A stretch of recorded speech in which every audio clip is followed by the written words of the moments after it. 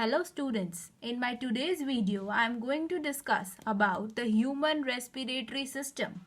In my previous video I have discussed about the difference between respiration and breathing. I hope you all must have watched it. Now, basically what is breathing? Breathing is the physical process of intake of oxygen and release of carbon dioxide.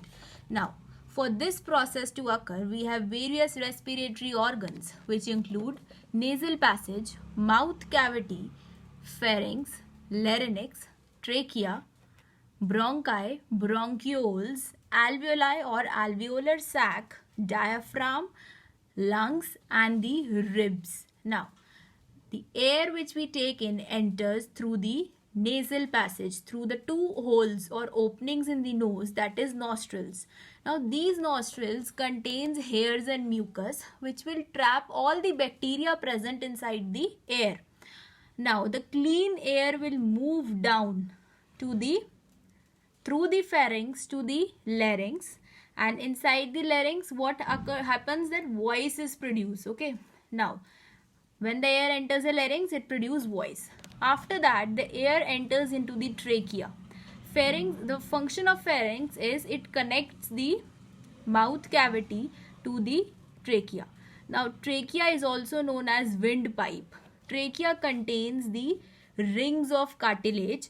These rings of cartilage basically prevents the trachea from collapsing when there is no air. जब trachea में कोई air नहीं होती तो it does not let the trachea collapse. Now, this trachea further divides into two parts.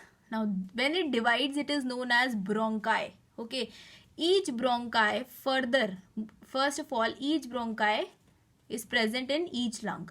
Now, each bronchi further divides into bronchioles, and these bronchioles, they further divide into small structures known as alveoli or alveolar sacs. You can see the structure of alveoli here. Okay, they are the air-like sacs in which the main respiration takes place. Now, oxygen enters via trachea to the bronchi, to the bronchioles, and finally to the alveoli. Inside the alveoli, basically the gaseous exchange takes place. This oxygen will move into the blood capillaries which are attached to the alveoli. Okay, now many alveoli are present in a single lung. Okay, many alveoli are present. That is why it increases the surface area of respiration. Okay, it absorbs more carbon dioxide, it absorbs more oxygen basically, and release carbon dioxide. Okay, so alveoli will increase the surface area for the respiration. Now, this is a structure which is known as diaphragm, present in the ends of the lungs. Now, whenever we inhale, during inhalation, this diaphragm will expand. When this diaphragm will contract, the lungs will expand and more oxygen will be filled inside the lungs. Then this oxygen from the alveoli, it will enters the blood capillaries and then to the cells, inside the cells. And inside the cells, it will facilitate the respiration where the glucose molecule will be broken down. Now, after the breakdown of glucose molecule, CO2 will be produced. These CO2 will come back to the blood capillaries and finally to the lungs. Yes, alveoli. Now, the oxygen combines with, when it enters the blood, it will combine with hemoglobin and it will, as a molecule, it will move to the cells along with the hemoglobin. Now, whereas carbon dioxide is more soluble in water, so it will basically exist as bicarbonate ions, hydrogen carbonate ions or bicarbonate ions inside the blood, and when it will come to the alveoli, it will become gaseous. Okay.